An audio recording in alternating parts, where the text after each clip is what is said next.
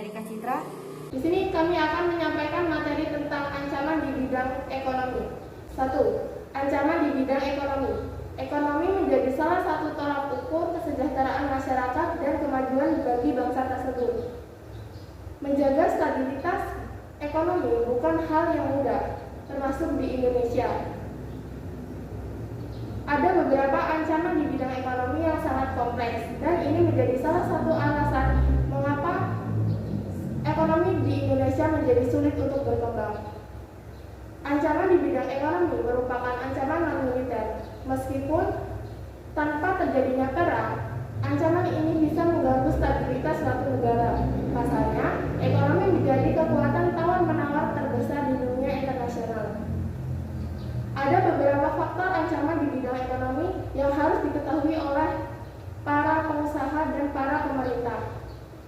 Ancaman ini menjadi kekuatan pemersatu bangsa, sehingga para ahli dan para pelaku ekonomi bisa bersama-sama untuk mengembangkan dan membangun Indonesia melalui beberapa ancaman ini.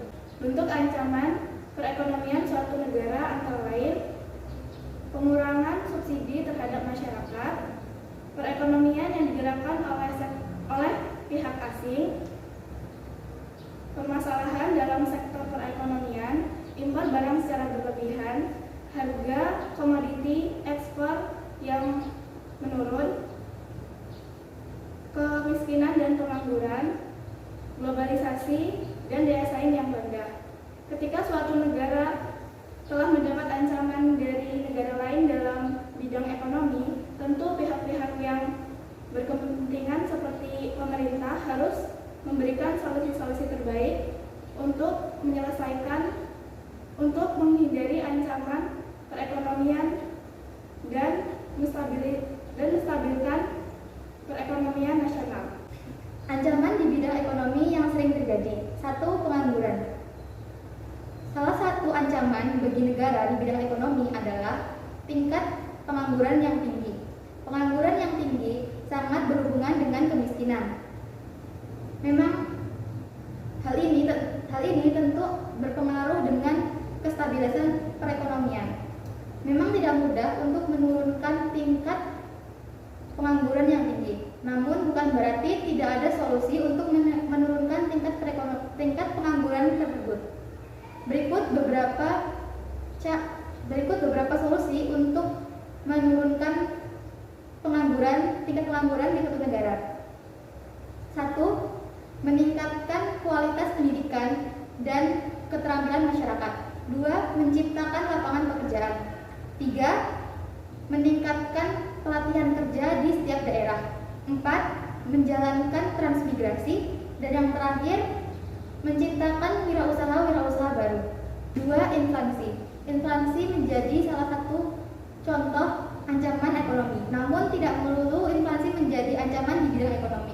Bila mana harga suatu barang terus meningkat dan mengakibatkan perubahan nilai uang terhadap mekanisme pasar. 3. Infrastruktur. Infrastruktur yang tidak memadai juga bisa menjadi salah satu ancaman di bidang ekonomi. Infrastruktur harus dibangun secara merata di setiap daerah dan sesuai dengan kebutuhan daerah tersebut. Jika infrastruktur tidak dibangun secara merata, hal ini akan mengganggu kestabilitasan perekonomian. 3.4 Bergantung dengan impor. Bergantung dengan barang-barang impor menjadi salah satu ancaman ekonomi di suatu negara.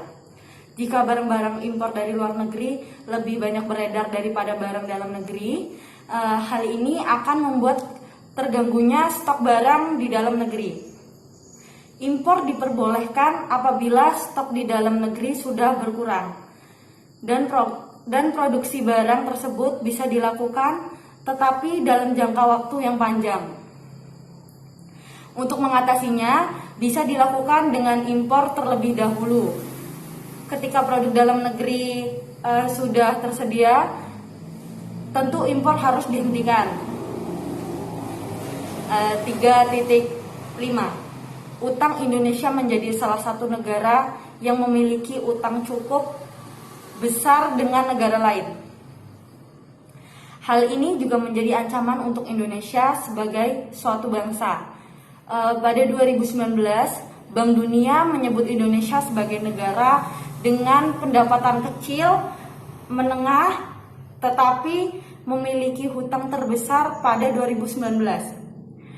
Hutang Indonesia mencapai 5.907 triliun. Saat ini sumber utama pemerintah Indonesia untuk melunasi hutang dengan pendapatan pajak dan hasil ekspor. 3.6 Korupsi ancaman di bidang ekonomi. Berikutnya adalah korupsi. Korupsi menjadi salah satu PR besar Indonesia. Terlebih masih banyak pejabat yang melakukan tindak pidana korupsi. Korupsi membuat melambatnya laju perekonomian suatu negara. Untuk mengatasi korupsi harus dilakukan yaitu 1. Supremasi hukum yang kuat. 2. Pendidikan anti korupsi. Yang ketiga, membangun pendidikan moral. Yang keempat, membekali pendidikan religi sejak dini. Dan yang kelima, menjaga eksistensi aktivis. 4 faktor ancaman di bidang ekonomi. Sistem ekonomi yang tidak jelas. Faktor ekonomi yang tidak jelas. Faktor ancaman di bidang ekonomi yang tidak memiliki ketidakjelasan dalam perekonomian dalam suatu negara dapat menghambat investor dalam melakukan menanam modal baik di dalam negeri maupun di luar negeri. Oleh karena itu pemerintah harus memberikan peraturan yang cocok untuk investor. Hal ini juga dapat membantu masyarakat dalam melakukan berinvestasi supaya pemerintah tidak mengharapkan bantuan asing, sehingga ini dapat meningkatkan taraf hidup masyarakat. Selanjutnya adalah kondisi politik dan hukum. Bidang perekonomian suatu negara juga berkaitan dengan kondisi politik dan hukum. Jika politik dalam suatu negara tidak stabil, perekonomian juga dapat terganggu. Selain itu, jika hukum tidak dilakukan secara adil, akan menurunkan minat investor dalam menanamkan modal mereka di suatu negara. Selanjutnya adalah pembangunan infrastruktur. Pembangunan infrastruktur yang tidak merata juga menjadi salah satu faktor ancaman di bidang ekonomi. Hal ini dapat menghambatnya kegiatan ekonomi di daerah tersebut, sehingga daerah tersebut mengalami ketertinggalan dalam kegiatan ekonomi.